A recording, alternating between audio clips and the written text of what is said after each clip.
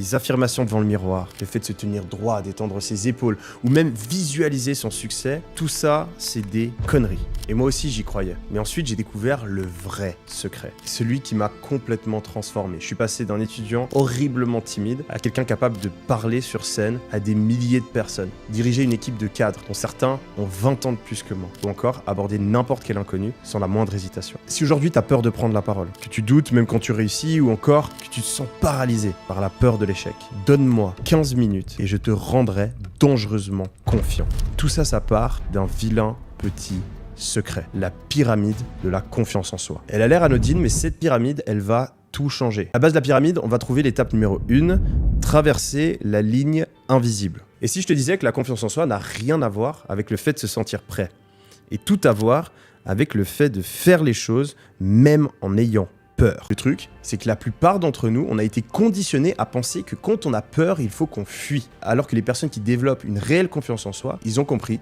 que la clé, c'était de faire les choses avec la peur. Donc à chaque fois que je ressens ces hésitations, ces pensées, ces doutes qui viennent dans ma tête, eh bien je garde une seule simple phrase dans ma tête. Pour franchir la ligne invisible, il suffit de continuer à marcher malgré la peur, malgré les doutes, malgré l'inconfort. Que ce soit la prise de parole en public, le fait de parler à des inconnus, lancer un business, aller à la salle de sport, sortir de sa zone de confort créera toujours de la peur. Vous allez devoir affronter la peur si vous voulez devenir réellement confiant.